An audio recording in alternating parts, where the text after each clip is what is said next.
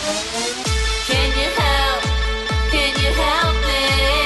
Can you help? Self-Helpless! Can you help? Can you help me? Can you help? Self-Helpless! Can you help? Can you help me? Can you help? Self-Helpless! Hey, everybody, welcome back to another episode of Self-Helpless. I'm Kelsey Cook, I'm Delanie Fisher. and today we're going to be doing an episode about dating tips, some of our differences in the way that we had dated in our 20s versus our 30s. I did a poll on my Instagram asking you guys for upcoming topic suggestions, things that you would like us to talk about.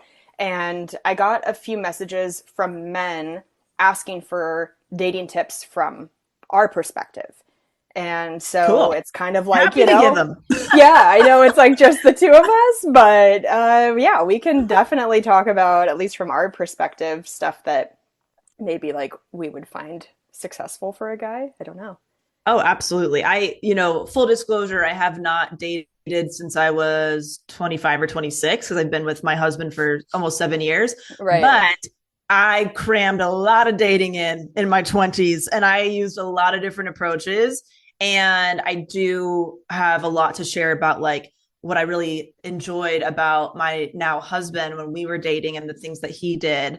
And Yeah. also, if I were to be single in my 30s, how I would approach it, because I know exactly what I would do if I were to ever be single. Hopefully Yeah. that does not happen. Very Yes. happy with him. But yeah, I'm excited about this one. And I'm so glad somebody asked for it. Yeah. Um, yeah, the people have asked for this to give a shit what we think and what makes us feel good when we're dating. And of course, we can't speak for like all women on this, but Right. definitely, there's a lot of similarities with what we want, at least with my friend group, because we all talk about Yes. this. Yeah, I'm really excited to hear your perspective on stuff, especially because you did go through like a lot of different experiences in your 20s, and I think that really shaped and sharpened what you cared about for your future. Yeah, for sure. And I'm excited to hear about your stuff because you did both. You dated in the 20s and the 30s and a big change in your life, a few years Right. back. So I know this is going to be a juicy topic. Yeah, I'm excited. So this is coming out on April 3rd, which means your birthday's in 2 days and my birthday's in a week Hell yeah. What's that? when this comes out. But I will be in San Francisco this week at the Punchline, and I'm so excited. That's one of my favorite clubs in the country. So cannot wait to see you, San Francisco Helpsters. I know that we've got a fair chunk of you guys out there. And then I will be in, let's see, Rosemont and Chicago a couple weeks after that. I will be in Denver at the end of April, Salt Lake City in May, Uncasville in May, and so many more coming up. So please go to kelseycook.com and get those tour date tickets. Amazing. And if you're a mental health professional and you're growing your business authentically or you're navigating how the hell to do that, I'd love to have you over at the Minimalist Business Podcast. It is a free podcast that you can get at delaniefisher.com, my website. DELANIEFISCHER.com. It's a private show, but completely free. And we talk about how to build your business authentically and expand your reach, whether you want to start a podcast or start speaking engagements or write a book, whatever it is. But yeah, just love it over there. So come on over. And even if you're not a mental health professional, if you're just interested in scaling with simplicity, that's what we Yeah. talk about. Yeah, love Yes. it. So good.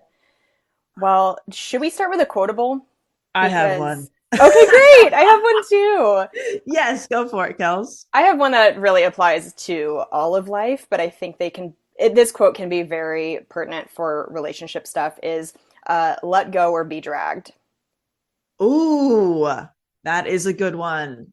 Yeah, this can That is a do, good I one. think, with moving on from relationships in your life, whether they're romantic or friendships that aren't serving you, or maybe you're hung up on something still from the past that's continuing to drag you down. And I think sometimes just stopping and taking inventory of your life of like, are there things that I'm ruminating on a daily basis that aren't serving me in a positive way? Like, can I just learn the lessons Right. from it and move forward? Yes, so good. So good. The one that I'm going to share is, we've said this on the show before, but it was like the first year that the podcast started. Yeah. And it's about, finding your person. And it's if you can love the wrong person that much, imagine how much you could love the right one. I remember that. Have you read that? So good. And not that there's a right or wrong person. I think there can be the right person for you at every stage of your life, honestly, no matter where you're at, right? But that really helped me a lot, because my first heartbreak was horrific, really so much trauma. And the amount of love I felt for that person, I never thought I'd be able to feel that way again. Yeah. And how much I love Cam is like, oh, it's like not even comparable. Wow. Because of who he is and how he is to me. Is like, I when you're going through that kind of pain, you think like, oh my God, this was it. This is unmatched, and it's like, no, there's somebody else out there that's gonna give you what you want and need and make you feel really seen in your relationship. Definitely. That's a quote that, it's probably in my top 5 from the show in terms of like ones I bring up in conversation to friends. If a friend is going through a heartbreak, I bring that quote up all the time because it's so true. It really like as a tried and true thing in life. And I agree. I feel like every relationship I've had, I was supposed to be with that person at that time. Yeah. Like, I don't regret a single like everything has taught me lessons. Like, I just think they've been the relationships I was supposed to have at those stages in my life. I totally agree. I could not agree more. Yeah. Yes. Yeah. So if you've been listening to the show for a long time, you know that Delanie used to be like dating app extraordinaire. I mean, is that an appropriate title? I'm talking about more of sorts. your approach to meeting people was such great foreshadowing into like your line of work and all this stuff, because you were the efficiency queen. Yes. You would set dates up like job interviews. You did not want to waste your time or people's that you were dating time. And I'm so curious, like, what your approach was then, and if you still stand by that, like if you would recommend that for people in their 30s, or it doesn't have to be in their 30s, but like I guess anybody looking to date, if you like that approach. Interesting. So my approach back then was very much like, I don't want to drag this process out, because on the dating apps, you could send a message to somebody for like months and then like not meet, or then you meet and then it's not there. So then you like talk to somebody for 3, you know what I mean? It's just like, it didn't feel efficient. And so my approach was literally, if somebody messaged me that I was interested in, or if I mostly messaged people and asked them out. I didn't sit around and wait for people to message me. So my approach was just like, hey, I'm not on here very much. Let me know if you want to grab a coffee like this week or this weekend. Here's when I'm available. And so it would move from the online space to the real world very quickly, because I just didn't have the time or patience. Like, it's mostly the patience for the back and forth virtually. It's too overwhelming for me. And so I also that back then thought of it as like, this is just kind of a numbers game. I'm going to commit to meeting 10 new people. And then we'll see. Well, I'll evaluate. Do I want to take a break? Do I want to keep going? Because I know it's only going to take one. It's only going to take one person for me to be excited about seeing them again. And then maybe something will come of it. And I had 3 different boyfriends from OkCupid. Like, I had a pretty good success with finding boyfriends from dating apps. And then I never had to meet 10 people. It always happened in like under 5 dates, first dates with people. And so I would set them up like job interviews, and mostly just because like I took it seriously. I was like, I really want a boyfriend right now. So I'm not going to dick around here. I'm going to take the same approach that I would to finding a job or whatever other project I had at the time. Yeah. And I could either I could drag this out over the course of a year or 2, or I could just do this in like a month and see how many people I can meet. So I literally would sometimes have a couple, 2, 3 in a day. I don't recommend this because you can burn out and get a little confused about who's coming in next, but I did have like, there was, a couple times where I had like a breakfast, lunch, and dinner date with somebody. And Oh my sometimes it was God. at the same, sometimes it was Oh at my the same God. location. And I've told this story before, but between a lunch and a dinner date, I might, wrap up with somebody and go to my car and like put on a different sweater or a scarf or change my hair. So that way, when I went back to the same like restaurant, people didn't like recognize me right away, that I was just there with a different dude every few hours. So that, maybe I wouldn't take that Oh approach. my God. But yeah, I did that. And it worked because I just figured, well, I'm going to front load this effort Yeah. because the payoff could be really awesome. Like I could just, if I find somebody I like, I could, I could have a boyfriend pretty soon. I don't feel like waiting 6 months to a year and a half if I have control over my Yeah. part of it, you know? So that was Yeah. my approach compared to what I would do now. You really like, you were living your own season of The Bachelorette, but like the only shooting location was Panera. You just like condensed it all. It was like very low budget. so low I budget. just Yeah. would love to have been somebody working in whatever cafe you were in that day. You guys, I mean, people recognize me. Like I was not fooling anybody, I Yeah. didn't change my makeup, and like they were like, hello. Hi. you know but Yeah. yeah, I picked something that was close to my place so I could just walk there. It was super convenient for me, and it was a Nice, place I liked nice. the food, so I know I'd be eating well all day while meeting these wonderful people. And I only got almost caught one time because my lunch late was running a little long and my dinner date was going to be arriving, and so I Oh. really had to like make up an excuse why I had to get out of there because the date was going Oh my well, and I God. was I like, didn't oh even my think about god, that. dude, oh my god, I'm so fucked. And so that was, I was like, leave some buffer room if you do this, maybe like a breakfast and dinner date, skip the lunch or something, just in case the date Yeah. goes well. But one of those guys ended up becoming my boyfriend before I met Cam. So even that worked, where I was like, oh God, there's Wow. some overlap, I'm going to get in trouble. The Yeah. dinner date guy became my boyfriend for several months. So yeah, my approach now would be very similar, but not as many people probably, because Delanie at 24, when I was doing that, I didn't know myself as well as I do now. So Right. I don't think I would find as many people, not in a bad way, that I would want to meet in real life, Got it. because Okay. I'd be looking at, potential deal breakers, like their values and stuff like that. I didn't really know exactly what I wanted back then. But I would use the same approach, as in, hey, let's grab coffee and let's get to it, because I'm not Yeah. going to go back and forth on this. And I might have a FaceTime call before meeting somebody in person, just for Okay. convenience sake. That's maybe the only thing I would do differently, but I would still be like, let's just meet for coffee or a drink or dessert, and let's get it going. Okay. Because that was going to be one of my questions for you is Yeah. now, again, I wasn't on dating apps in my 20s, and so I don't know what was common then, but Yeah.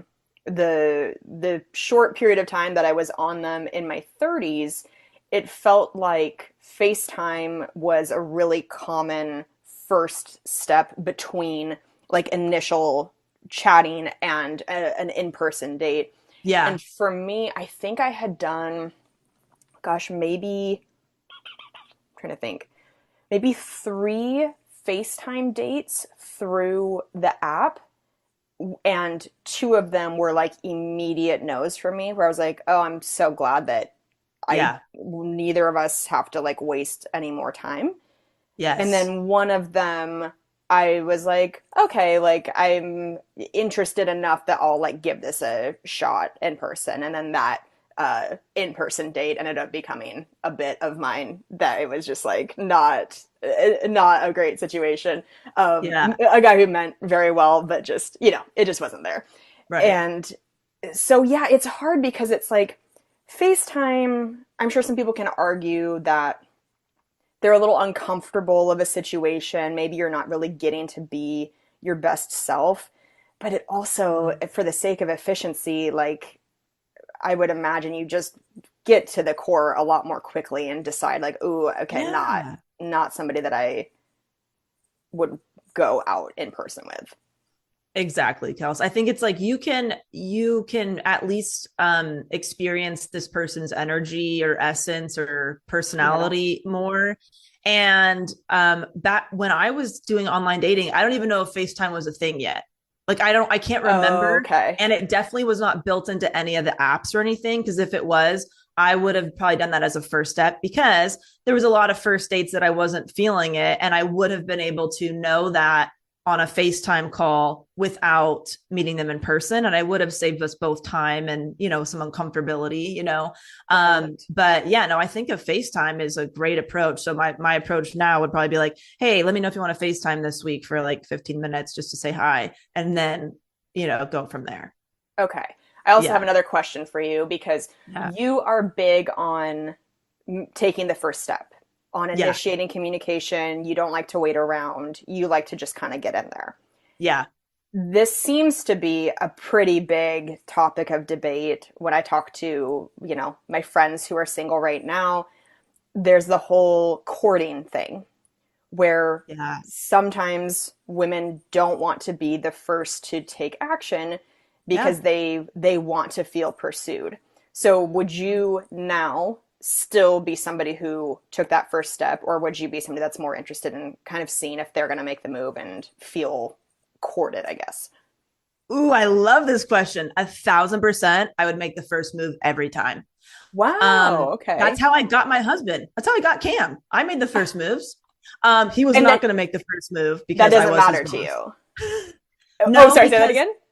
I mean, he wasn't going to make the first move anyway because I was his boss at the time. So there was That's a little, it was complicated. important. Um, I see it as somebody's going to make the first move at some point, and their first move could have been they did send me a message, and I'm just escalating that like message saying, "Oh, I'm interested too. Let's meet." Or they liked my photo or something, right? So it wasn't always Right. me like out of nowhere. We had no interaction, but the ones where we did have zero interaction and it was me, Yeah. sliding into their messages. I see it as somebody's got to make the first move anyway. And you may have not seen me on here yet. There's so many Right. people on here that I'm just like, maybe we were, I don't know, maybe we matched or maybe we did. I don't even know, but I just want to make you aware that I exist and that I'm Yeah. interested in talking with you. Got it. So that's number one, because I don't want to make assumptions that they saw me. And then number two is there's got to be reciprocity. Just because I make the first move doesn't mean I'm going to make all the moves, right? Like they Right. have to accept the date, and then on the date they can make a move, right?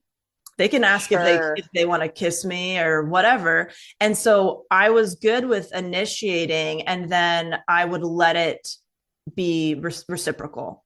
Okay. You know what I mean? Okay. I'm Yeah. not a fan of like, oh God, I'm making all the moves and I feel like I'm just pulling dead weight here. That doesn't make me feel good.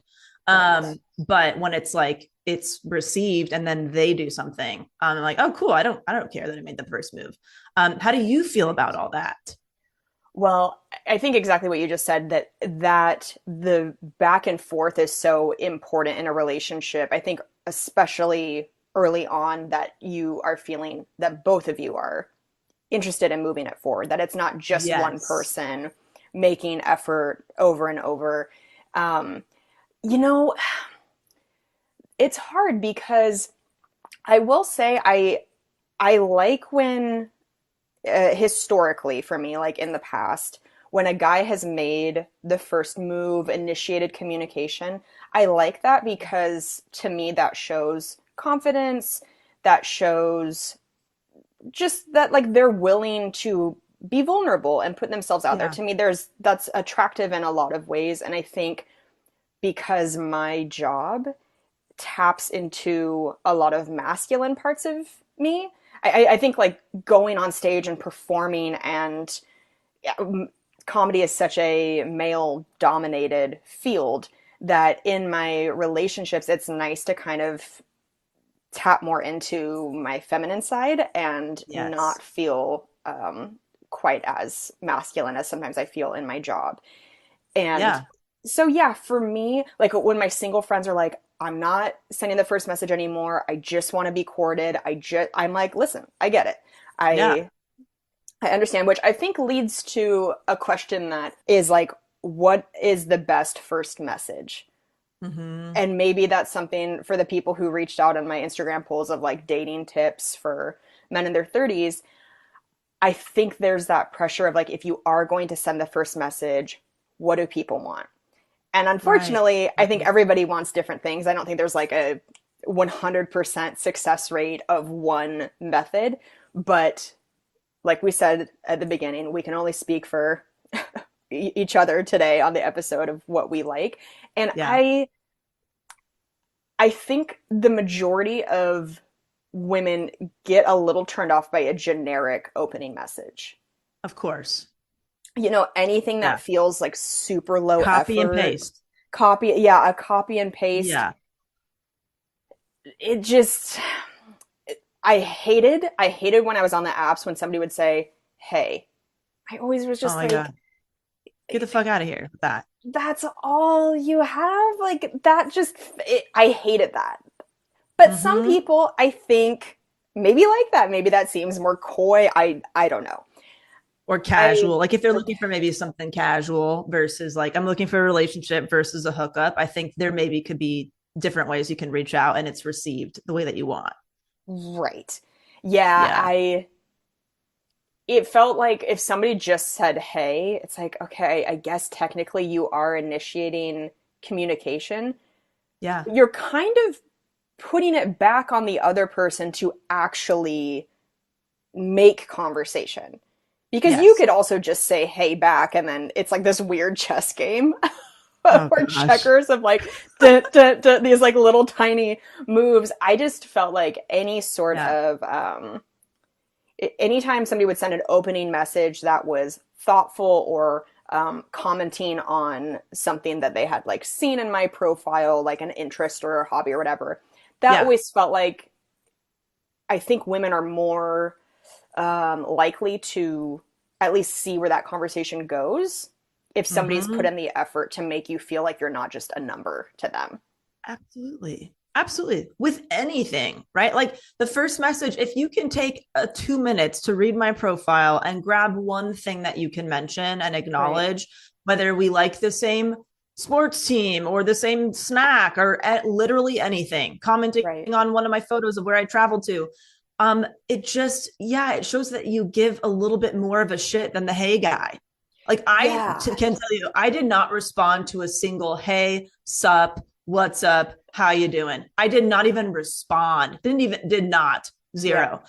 If somebody reached out to me and made an effort, I usually responded. Yeah. Even if I'm Hmm. like, I'm not really maybe feeling this yet, but I'm going to maybe engage with that. And I did the same thing as a woman. I didn't just go, hey, sup, because I'm a lady and I know you might respond just because I'm a lady. Like I still acknowledge like one of their hobbies or something. And most importantly, I didn't bullshit. Like I was myself. If I had nothing Yeah. in common with the person, but I thought they were attractive, I said that. I'm like, look, I do Nice. not read any of the books you listed, but I think you're really cute and you seem like you have a good energy. Let me know if you want to meet for coffee. I'm not going to pretend I've read Harry Potter. I fucking haven't. Okay. Right. Like, but if there was something Hold like, oh on. my God, we went to the same school. This might be the last episode of the podcast because have you ever told me that you But I've haven't? not, never read Harry Potter. I've seen some of the movies. Oh, I don't really read books. I got to be honest. I like audiobooks. Delaney, everything you're saying is making it harder and harder for me to move forward in this friendship and this podcast. You don't really read books? What are you talking No, about? no, I don't really read books. I love audiobooks. When I read a book, I just read the same paragraph over and over because something's not computing. So I like being able to listen. It takes And me has forever this is to a little read. bit of a tangent, but has that always been that way for you? Yeah. Yeah. I was Oh. like, oh, this is taking forever. I keep getting distracted with my own thoughts. And then I'm like, oh fuck, what did this paragraph say? So I have to reread a lot when I listen to something. I don't have to like rewind back on the audio as much. I'm like really retaining the information. Okay. And Yeah. I know you've discussed on the show kind of trying to figure out if anything you struggle with comes from a place of ADHD versus anxiety. What do Yeah. you feel like that taps into more? Oh gosh. Well, because I mean, I was told I don't have ADHD. I don't know. Hmm. I don't know. I mean, I think I'm bored when I'm reading a book. Like, I'm sorry. Like, even if it's a good book, like sitting and Wow. reading, I'm like, there's got to be a, I think it's the efficiency thing. There's got to be a better way for me to get this information in my head while I'm doing something else. So when I'm listening to an audiobook, I'm doing the dishes or I'm taking a walk. And like, I feel like more present. You'd think that you'd Wow. maybe feel more present if you're just sitting and reading, but I do not. I feel more present when I'm like moving my body and listening to something. Fascinating. I'm trying to not say anything judgmental No, I never like because reading. I mean, I read fine growing up as a kid, but didn't do anything for me. The way that people are like, oh, I could just sit inside with a good book. I'm like, yeah, I want a good audiobook while I'm walking around the neighborhood looking at trees. wow. You know Yeah, what? doesn't do anything. I'm gonna choose to respect it because everybody's Appreciate it. different. It's fine. I Yeah, just yeah, no. on behalf of our listeners who are also diehard Harry Potter fans, just know that like those sentiments are not a blanket statement for our podcast. Just Yes, no. I know a lot of Harry Potter heads in my life. So don't you worry. I hang out with those people. Um can I tell you something? You don't deserve to. But one time I told one of my friends who loves Harry Potter that I went to I think the Warner Brothers tour where you get told you wear the hat, they tell you. And I was like, oh, I did that tour and I was I got Griffin Pop. And she's like, what the fuck did you just say? Did you just say Griffin Pop? And I was like, yeah, I got the Griffin Pop category when I put the hat on. She's like, it's Griffin. I want to slam my laptop shut. What is going Griffin on? How Pop. have we been friends for so long? I Griffin Yeah. Pop. Yeah. So, listen, I wasn't everybody's cup of tea on the dating apps, right? Like, but I was honest. Like, hey, have not read any of those books, but I do like hiking, and so do you. Would love to meet for Yeah, coffee, right? But it's like if it's you're acknowledging what they're interested in, yeah, and you're also being yourself. Like if there was something on their profile that made me want to crack a joke, I did the joke. right. I didn't overthink, because Yeah, if it's going to be received, then that person is like on the same energy field as me. And yeah, if it's not received, I don't know if I really want to meet them for coffee anyway, yeah, you know? yeah. And it's But so honest. It's very endearing. It's like, yeah, listen, I'm whatever. illiterate, but you're hot. No, I'm kidding. I promise I'll stop. I'm just being a dick to be funny.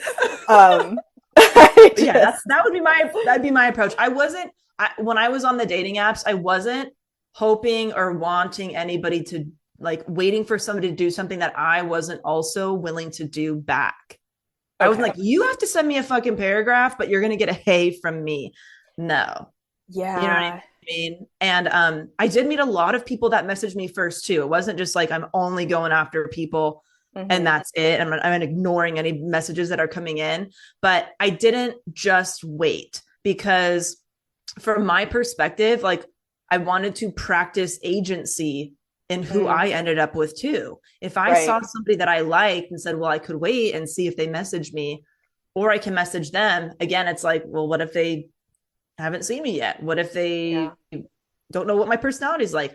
And so I've always been that way. It's like if I want something, I try to take control over whatever my part or responsibility is in that thing. Yeah.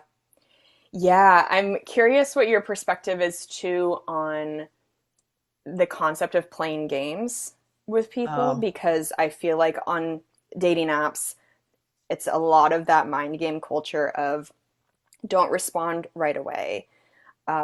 Like no. leave Yeah. people wanting more, only say the same length of message as they said or whatever. And I think there is something to trying to match energies, right? Like not overexerting if that's not what's being given to you, Right. but and also not like there's also, I think, something healthy about not dropping everything you're doing to get sucked into like a constant back and forth with somebody right away. Like, yeah, Yeah. live your life. You don't need to respond immediately. But any sort of Yeah. like people waiting like a day or two between messages and then that person feeling like they need to do the same. I hear about that so Oh, often, and I did see that on dating apps, and it's just like, yeah, like what is the goal there? What is the purpose behind that? no, I do not, not Yeah, into it. not I, into it I, either. I Cam got so actually he did kind of make the first move. Now that I think about it, oh wow. Okay. So Oh, Cam got I told my friend Patrick, I was like, look, if you know any guys that are single that you think I'd be a good fit for, hook it up. Like it's kind of half joking, half not. And sure. so Patrick shared this with a few people. Cam was one of them. And Cam said, I'm interested. And so Patrick gave him my number. And that night, like maybe within 20 minutes, he texted me saying, hey, it's Cam. And we went from there. So I Oh, actually remember. So he did make the first move. I let it known that I was available and open to talking to people, but okay. he actually made that first text, and then from there he just wanted to be very respectful about all the other moves. And so maybe I had to kind of spearhead those a little bit more. But I really appreciated that he's like, yeah, I literally just got your number and here I am. And I Love it. responded back immediately. Yeah. And within, oh my God, a day or two, we went on our first date. I mean, there was not this back and forth bullshit. Yeah. And again, I think the right person's going to appreciate that. And if they don't, then they're probably not a fit for you anyway, potentially. But like you Right. said, Kels, like it would have been, I wouldn't have enjoyed if like Cam all of a sudden was texting me all day and night without stop. Like I all of a sudden became like his main focus. That is Right. not an attractive quality for me because I want somebody who has balance in their life. Like I'm going to be a welcome addition to their life, but I'm not the only thing. I'm not the end all be all. And I don't treat people that way either. Yes. So I think kind of establishing expectations on how often you want to be chatting with somebody in the beginning is good. And whether you have a conversation about that or you just start to pick up on patterns that you're both cool with and you don't have to Hmm. have the conversation. I don't know, Kels, how do you feel about that? And what's been something that you've enjoyed? Yeah, I agree. I think that any sort of that mind game stuff, I think you have to stop and have a conversation with yourself and ask what you're really looking for from somebody. Yeah. Because I think if both people are entering into something where they know what they're looking for and they're not interested in mind games, I think that can kind of like weed it out pretty Yes. quickly. And if you do feel like somebody's doing that, because like you said, there is such a big difference between somebody intentionally being gamey and like a fuck boy Yeah. versus they have a life, they have commitments that they're not going to be glued to their phone every second. It's an important distinction. And Yeah. um there's a woman on TikTok, I'm trying to think. I think her account is So My Mom's a Therapist or something like that. But she talks about how people, if they ever feel like they're about to get ghosted or like something has changed or they're just feeling something's being triggered in them that's making them feel icky. Yeah. It's not so much that people should be seeking a partner who is rapid fire response all the time. It's somebody who's consistent. Right. So it's like if it's unusual for them to not respond for like a long stretch of time, then that can trigger those icky feelings. But if somebody Yeah. responds to you within, I don't know, like 30 minutes to a couple hours each time you're messaging, at least early on, it's like you just want to feel that they are a consistent human, right? Absolutely. Absolutely. And I'm not saying I didn't participate in some of the games when I was younger, Sure. but I only did that with people who I knew I didn't actually want to date for real. You know what I mean? Right, right. Like I had two different categories, like people that I'd be willing to hook up with and people I would want to date. And Mm-hmm. that was a very clear separation for me. So even if like a fuck boy situation was happening, it didn't really bother me because I wasn't serious about them in that way. So, it didn't have that same weight. But if I was interested in somebody, and they were trying to play a game or something, I'd be like, I'm losing interest, and also I'm not really attracted to this quality. So Right. I'm gonna go ahead and, move on from this. And the only times that I wasn't as direct as I should have been is when I just did not want to hurt the person's feelings. Yeah. And I figured, well, if we leave this date and they don't reach out about a second date, then I'm not going to reach out, and hopefully it'll just kind of fizzle and we'll both kind of, Yeah. move on. But if they reach out, I have to be honest about, I wasn't feeling it, or like, I wish you the best of luck on here, or whatever it is. But that's the only reason I wasn't direct always, like as quickly as possible. Got it. Yeah. You know? I think another thing that people potentially run into in the beginning of dating somebody is not knowing what kind of a first date to ask them on. So Oh, let's say that, like, the messaging is to a point where the next step is that you're going to meet up. I think sometimes men don't know if meeting up for a drink will come off as too forward, or, like, maybe you don't know if the person does drink. yeah, Uh, Sometimes a dinner might seem like too formal, so then people go to the coffee yeah, route. What would be your, like, when you were on the apps, what was your yeah. ideal first date, I suppose? My ideal first date on both ends was something that was pretty short and sweet, just in case we weren't feeling it and we could leave, right? Yeah. But Hmm. also short and sweet to where if we were enjoying it, we could keep the date going. So that's why I always propose, let's meet for coffee or a dessert or a drink or something. That was kind of my go-to, Got it. because we, in under an hour, we would leave and it wouldn't be uncomfortable. But I had a really hard time with dinner dates, and I would always try to recommend something else, but sometimes the person really wanted to take me to dinner, and I'm like, all right, fine, that's really nice, okay. Right. um so I tried to like, no movies or long excursions of any kind. That feels like more of second, third date, once you know that you're interested in getting to know the person better. What Yeah. about you, Kels? How do you feel about that?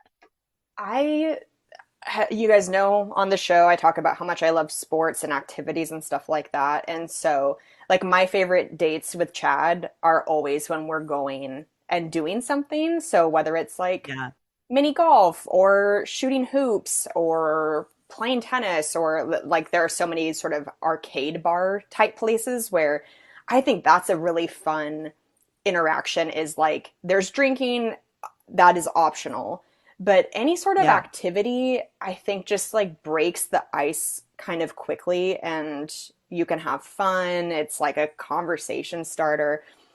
I yeah, always think that those are fun ways, and they're kind of like playful. I mean, most people enjoy doing yeah. things like mini golf, or I don't know. I know that I'm like more of a tabletop sport enthusiast than most people in the world because of foosball, but I just think anything like that that gets you guys Yeah, interacting and talking, just the idea of like a straight up sit down convert like that, I think can feel like a lot of pressure. But if you're doing something while yeah. you're talking, is helpful. I know, I think especially in LA, like, people can do a lot of hikes Yes, as walks a and first stuff are date, good. because you're kind of like moving around and noticing things and stuff Yes, like that. So absolutely. I totally agree. I'm really a fan of like let's grab a cup of coffee or tea or something, and then maybe we go on a walk after. Like, if we want to sure. continue, it's like, okay, oh, you want to walk down the street? Or are you hungry? Do you want to grab some lunch? I like the opportunity to make it a longer date, but not the pressure that it's gonna be long. I think Yeah. that was always my fear, because like mini golf sounds fun, but that could take like an hour and a half. And Yeah. if I know like in 5 minutes I'm not interested in the person, I don't want to be trapped at mini golf with them for an hour and a half. No Good offense, you know what I point. mean? And Good vice point. Yeah. versa, right? So Yeah. it's like, I love the activity stuff for, we've already had a first meeting and we know we want to keep it going at least for date number two. Then I love the idea of like a mini golf hike, that kind of stuff, absolutely. Yeah. But I always, especially because I was fitting so many dates in, I didn't want to go on like 12 1 hour dates. Listen, I don't have the time. I got to be back here for a broccoli and cheddar soup at noon. So Give me a hot 40. How's a hot 40-minute date? we got to get in and get out. So maybe Yes, that's, yeah, like that. our like a takeaway for guys who are listening or anybody trying to figure out like what to do to initiate that first date is like do something low pressure Yeah. that Yes. has the Low opportunity to pressure. lead to something more, but like not, doesn't have to. Yes. How do you feel about kissing on a first date? Ooh, I'm open to it. Yeah. Yeah. Yep. Yeah. Trying to think back on first dates I've had. I'm not somebody who's like staunchly against a first date kiss. I think it Yeah. really like depends on the vibe. Yeah. I agree. Yeah, do you feel the same way? Yeah, I agree. I've done both things. I have had a kiss, on a first date and not.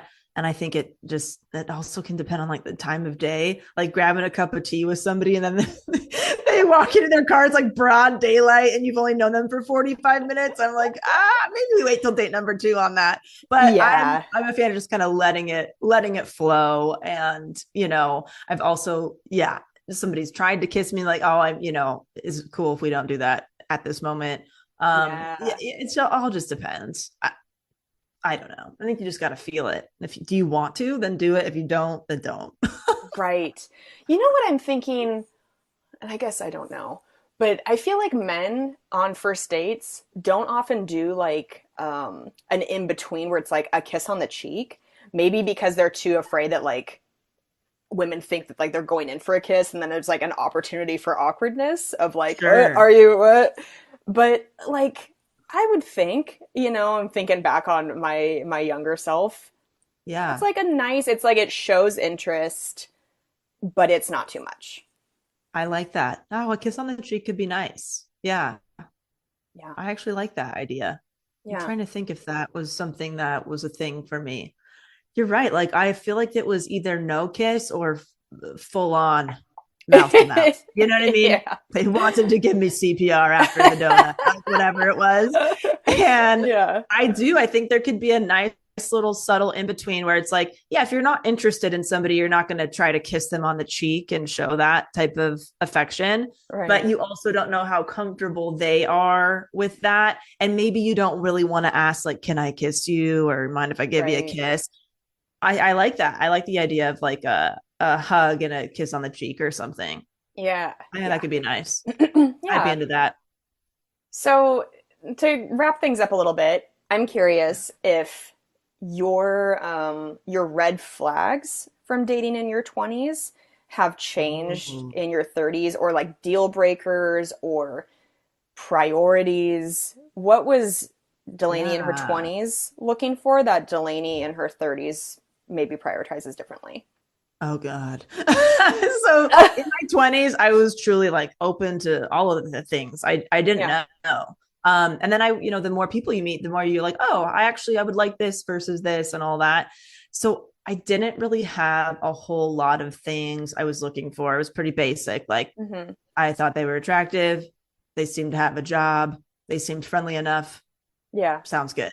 Let's meet for coffee. Sure. Now, God, there's so many things. I mean, it would be about like, do they want children or not? Like, I don't want kids. So if somebody wanted kids, I wouldn't Yeah. meet with them. That's not fair to them, or myself. Do they have a somewhat active lifestyle? Because I really like to be outside and go on hikes and walks and maybe not something super extreme. I'm not like a water sport person or anything, but I like to Yeah. be outdoors and, that kind of thing. Yeah, those things were not stuff that was on my radar back then. I mean, somebody who maybe like is doing something that they're passionate about, whether it's something that they do for work or on the side of their work. I think that's always a nice thing to be around somebody who is like feeling joyful with the stuff that they're doing. Yeah. Yeah, there would be a lot of differentiators now that were not there. That's why I think I wouldn't be meeting with as many people Yeah. because I went from zero kind of things I was looking for to like some very specific things. What about Yeah. you, Kels, with all that? Yeah, so different for me, thinking about me in my 20s because I didn't have my shit together in my Yeah. 20s. So I didn't, it's like I didn't even think to have certain standards in, well, standards isn't the right word I want to use. Um, Preferences. Priorities. Yeah. Priorities. Things Yeah. that were like, these absolutely have to be in place in order for me Yeah. to be happy in a relationship. They just weren't a thing on my mind necessarily because I was still really figuring out, like, especially in my early to mid 20s, wasn't doing stand up full time yet. So Right. financially I was not super stable, and just I was figuring myself out. I didn't have a really great relationship with myself. I was really, really anxious. I was really hard on myself, and I just had a lot of growing and learning to do. And then in your 30s, I think you have collected so many lessons at that point from Mhm. your past relationships, your past experiences. And it, to me, feels, I think, for a lot of people, like when you're in your 30s, it's a little bit more like musical chairs. It's what you're talking about, Delaney, where you're asking, like, does this person want to have kids? Because you're really like getting down to, like, I am trying to make choices of Yeah. having a lifelong partner. Right. And so for me, things that were not as important to me in my 20s that became very, not just important, but like, I guess, a true deal breaker were things like financial security, Yeah. um, somebody who's been in therapy and That's a good one. continues to be in therapy, whether, regardless of like the frequency, but somebody who makes their mental health a priority on Yeah. a consistent basis, somebody who cares about their health. Yeah. And because you did, like I'm saying, the musical chairs, you start to look at somebody like, can we be together in Right. a primal way? Like, are you taking care of yourself? Can I feel that you can also take care of me, and we can take care of each other as we get older? And Yeah. and do I respect this person? Do I Right. respect what they do for a living? Like you kind of touched on, do they love what they do? Are they passionate about Right. it? How do they treat others? Just so many things that I didn't even know to like articulate in my 20s because it just Yes. wasn't on the forefront of my mind. But um, Absolutely. financial security has been one that I can't believe how important that became in my life. But I realized for me, in my finances, how important it felt at a certain point to have my shit together Yeah. and to let go of shame around making money and to get excited at the thought of feeling secure and preparing for the future. I think as a comic, you get a little away from that mindset of like 401ks and retirement. You're just kind of like, oh, I'm just living my life and like everything's great and it'll work out. And then you do get a little older and go, okay, but financially, let's really make a plan so that Right. we can retire someday. Right. So things that became important for me, and like I've mentioned a lot on the show, how much my relationship with myself has changed in the last few years and really learning to love myself, I think then set that bar a lot higher for what I was seeking in my partner. And that it actually, I felt like it would not work out for me to have a relationship with somebody who didn't have their finances together and who didn't have like a clear pathway to that financial security. Yeah. And sometimes that can be a tall order, but I know you and I have had lots of conversations outside of the show about what a difference it can make in a relationship when you both are not worried about money on a daily basis, Right. and how Right. if one of you or both of you are, how it can really bleed into every other part of your relationship and create resentment that has nothing to do with the amount of love you have for a partner. Money is so it can be so unfortunate in that way, where it's like, it seems like this unromantic thing, and yet it, especially if like you are living with somebody, building a life with somebody, it can create so many problems. And yeah, that has probably been the biggest change for me, is understanding the importance of that, for me at least. Absolutely. Yeah, absolutely. Everything that you just said. In my 20s, I didn't even know what my own values were. So I wasn't looking for similar values in other people, and it's Yeah. like, then you get really clear on what those are. And for me, I feel like, gosh, it would be so much easier, not easier to date like now, but easier to know what was going to be worth my time and not. Where I Right. didn't, like, back then I was like, let's just throw spaghetti at the wall and see what sticks with these dudes. I don't want to, whatever. And now I'd be Sure. like, oh, like out of, maybe 10 people I was talking with, I only really want to meet 2 of them in real life because of XYZ. Like, it's just so much more clear and tangible, I think, for Yeah. me now. And even though Kim and I are so different and we have so many opposites, our values are so similar. Like, we have the same, the ones that matter are the same. Yeah. We really want to enjoy life together. We don't give a fuck about the status quo. We don't care if this is Yeah. what most people do, and that we don't do like, we should do this, we should do that. We do what we enjoy together. And Yes. that mutual respect of like, look, you got a lot of different habits and things that you like, and vice versa. But the thing that aligns us is we want the other person to be happy, and we want to be happy. So whatever Yeah. makes that person happy makes us happy. Like, who did we have on the podcast that was like, oh, it must be really hard for a vegan and a non-vegan to be in a relationship? And I was like, oh, that's me and my husband, right? Oh, And yes. Yeah. it's like, it's not even a thing. You know what I mean? He eats Yeah. what he wants to eat. I eat what I want to eat. We go to places that have options for both of us, or one or the other.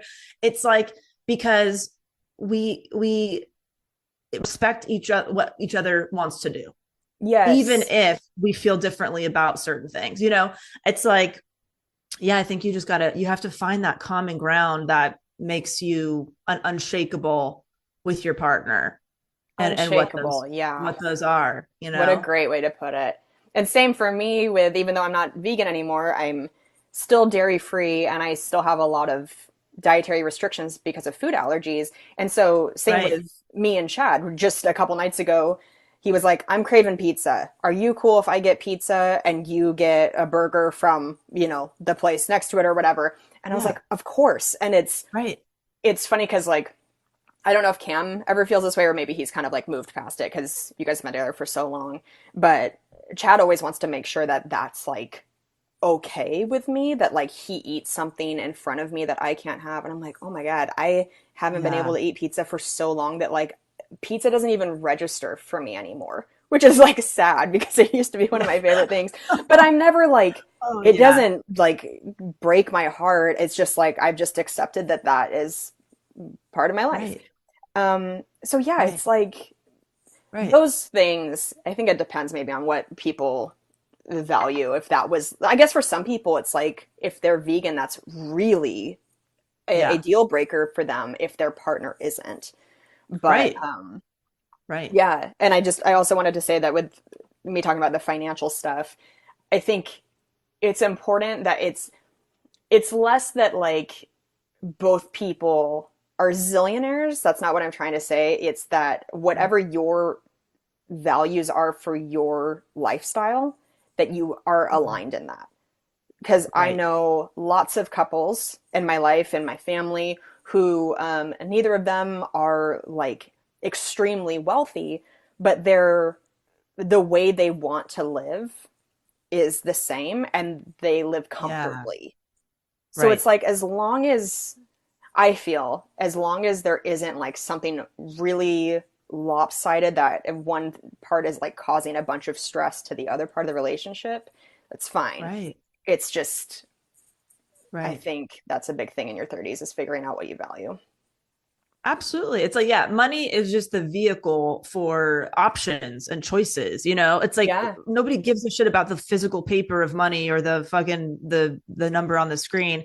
It's the fact that it becomes more expansive, the things that you can do with each other and all of that. And like you said, putting that where it makes the most sense for both of you and on what you enjoy. Like there can be a couple over here that like spending all of their disposable income on traveling.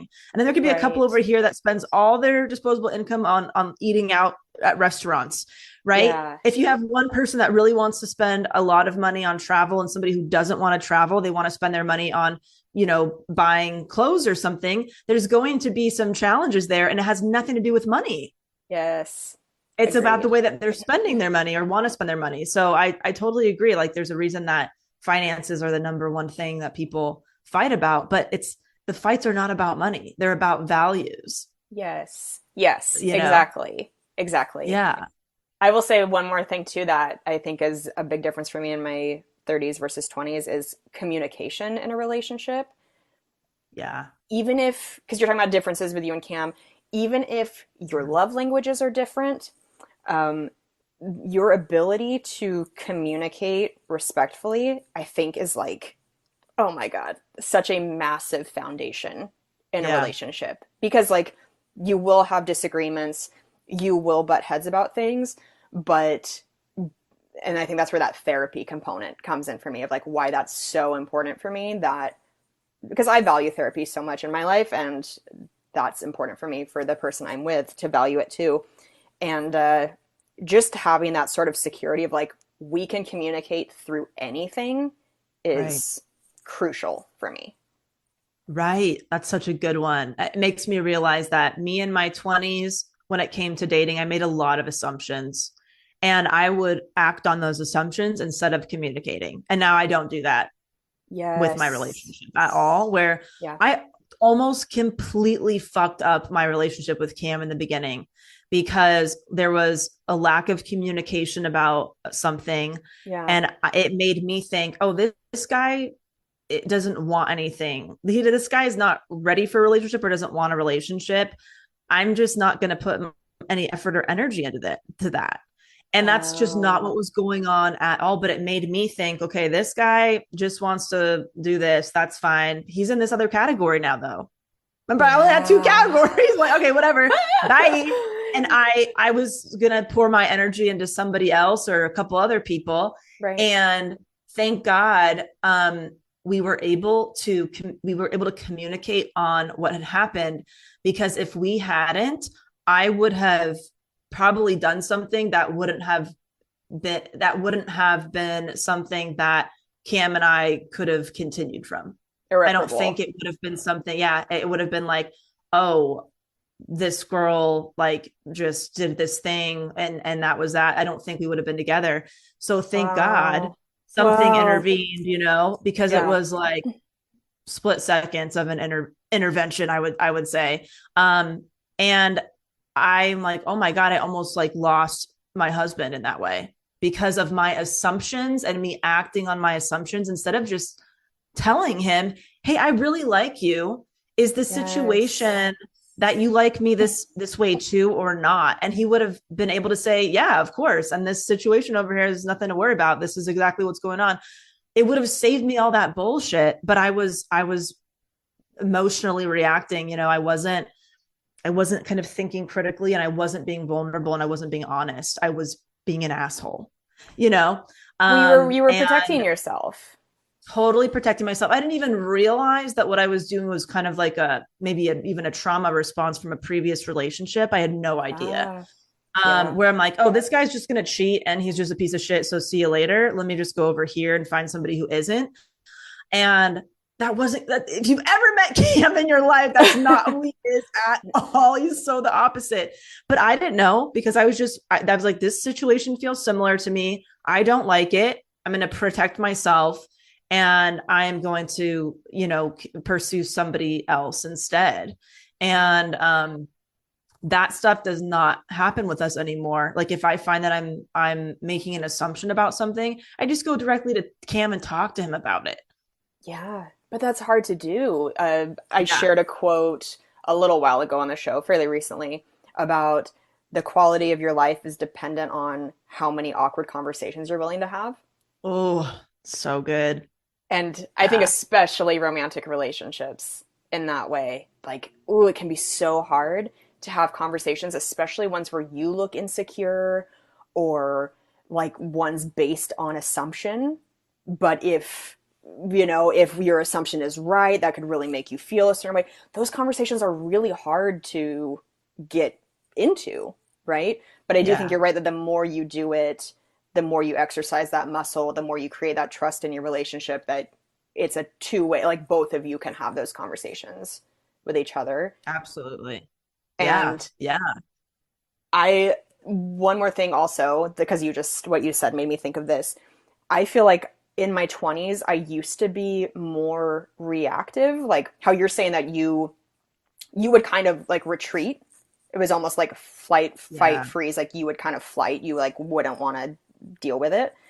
Yes. I think I had gotten into a place where I had become really comfortable bringing up things I wasn't happy about, but in a way where it's like pick your battles. Like Mm. I was not very good at a certain point, I think in a past relationship of picking my battles. And Mm. I have really benefited from the idea of halt, the whole if you are hungry, angry, lonely, or tired, to halt, to pause, and kind Yeah. of get yourself into a more neutral, calm place before you engage in a conversation that maybe could become heightened. And Right. I had like no pause. I was green light always. I mean, maybe I used to have more of it. And then it just kind of, I think sometimes you can just get comfortable in a relationship and Right. feel like you want to, I don't know, go into conversations when you're not in the right headspace. And now that's a Yeah. big difference for me is if I know you and I talk about feeling a lot of anxiety the day after drinking. Yes. And granted, I don't drink very frequently, but when I do, I will feel a lot of things come up for me the next day that I'm like, I don't know if this is really rooted in something that needs to be discussed. Like, how about you Yeah. sleep on this and see how you feel? And more often than not, it's like, you know what? I was just like not in the best headspace. I'm happy I didn't think that Right. that was like the right time to engage in that sort of a conversation. So yeah, the power of Yeah. pause has really been huge for me in my It's relationship now. so it's so good, Kels, because I feel like I was at the other end of the spectrum and now I'm in the middle where I felt like nothing really needed to be brought up, probably. Like it would all just work itself out indirectly at some point. And Sure. I've had to get better about actually making an effort in that department. It's like, okay, there's Mm, patterns that I do need to speak up about, like those types of things. But it's so interesting how, like, you could be on either end of the spectrum and it is yeah. creating something that you maybe don't want in a relationship, and you do have to take a different action of like the discernment of when to say something and when to not. And I just ask myself, I was just talking about a friend about this, is like, what is the goal of bringing it up? What is the Yep. goal? Do you want there to be a different result? Do you really care about the relationship and you're trying to problem solve? Do you just want to be right and just say that you're Yes. right? You know what I mean? Like, it's like, okay, What what do you is the value? intention? Yep. And when you ask yourself those questions, like, I think those are really important. I have a question for you. I know we have to wrap up in a bit. Yeah. But we talked a lot about online dating. Hmm. What about meeting people in the wild? What has worked for you? What has not worked for you when you meet somebody Oh, in real life for the first time?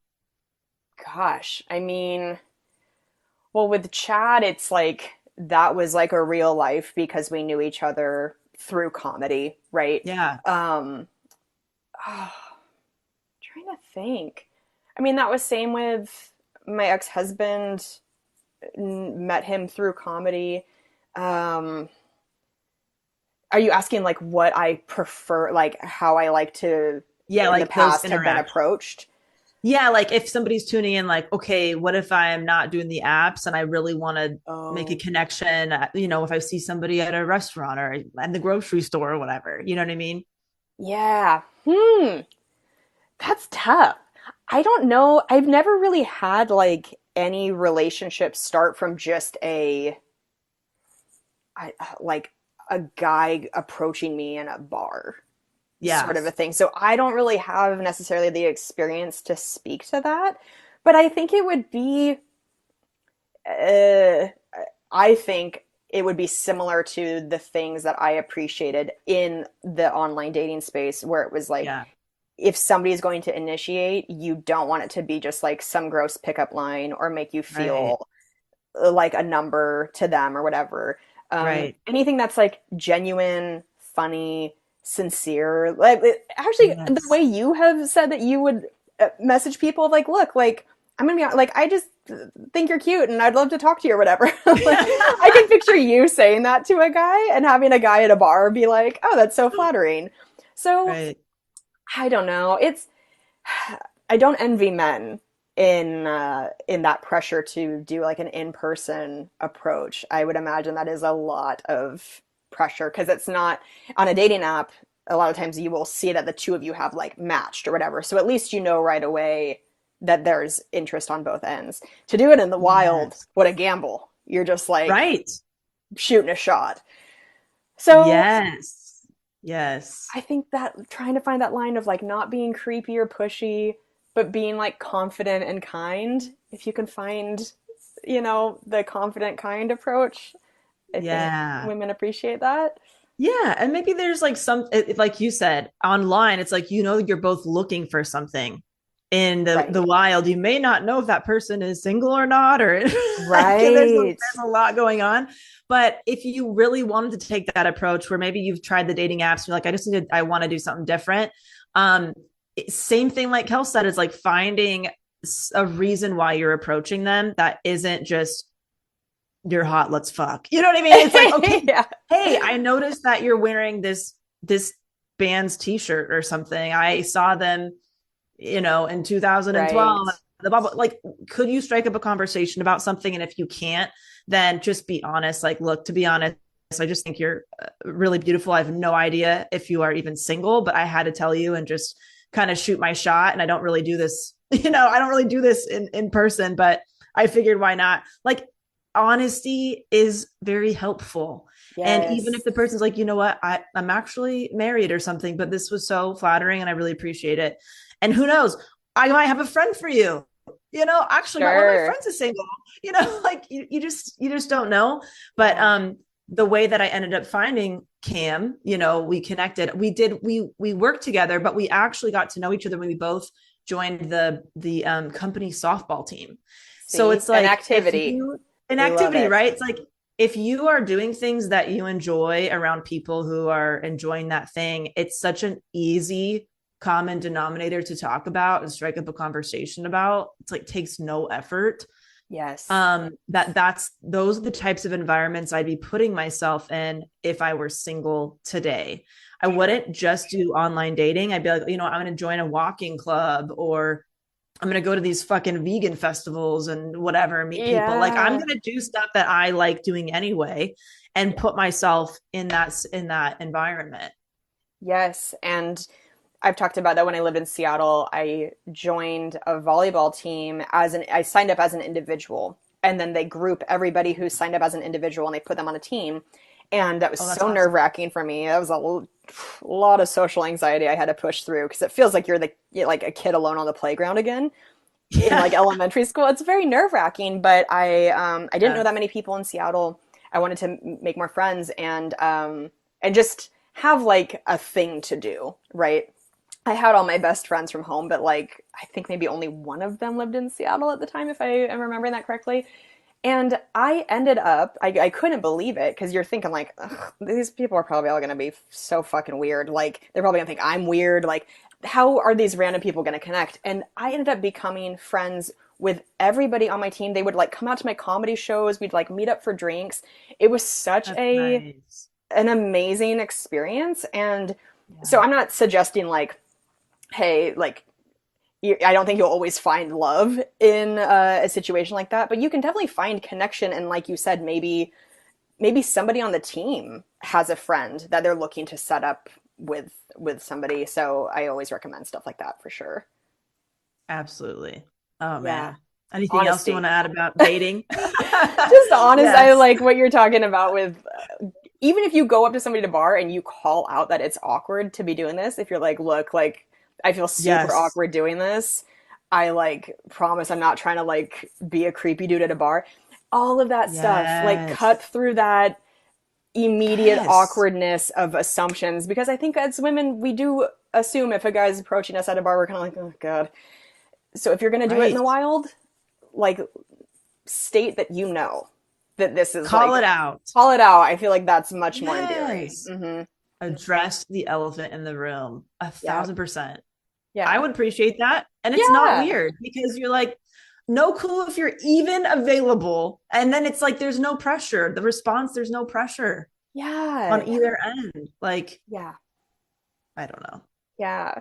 I'm so happy Well, we did this episode. Thank you to our listeners yeah. and the people who participated in that poll on my Instagram, giving suggestions because this was, I think, a really fun one to talk about.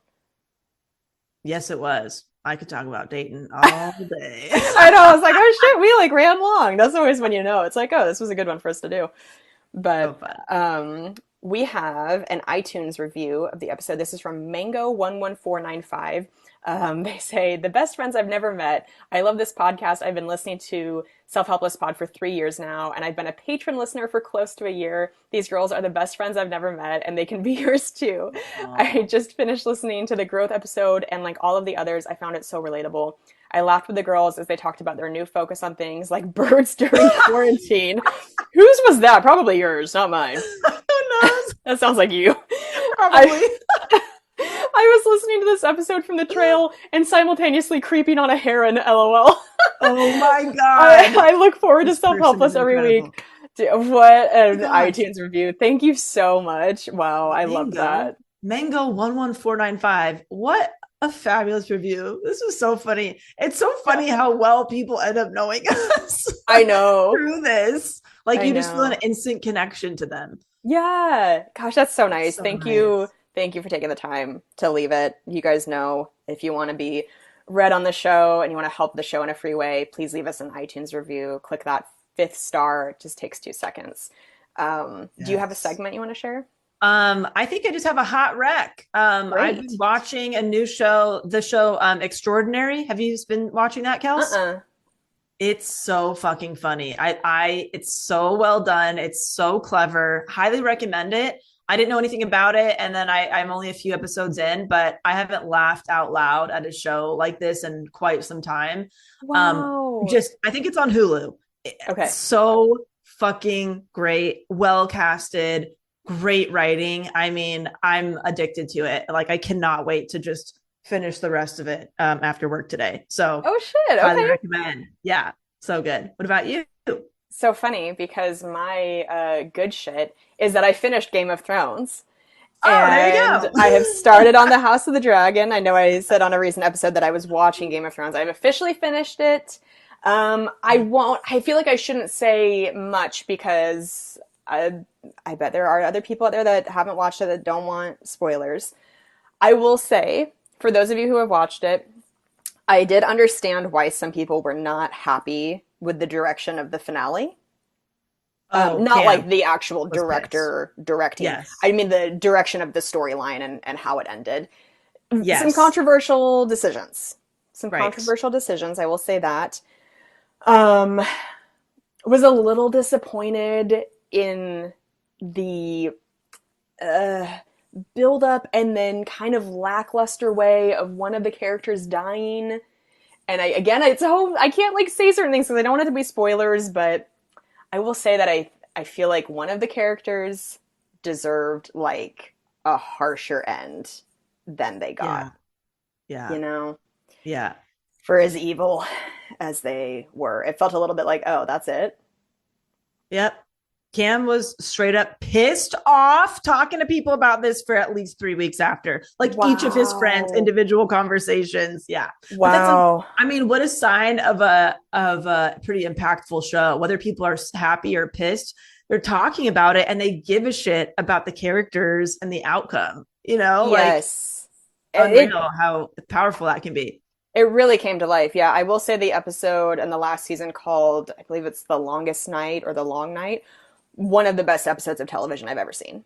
That was like watching a movie in an episode. It Yeah. was incredible. So now I'm on House of the Dragon and gonna keep cranking through. But yeah, it's been nice. It's been nice. Just a little fun distraction at night to escape into. So yeah.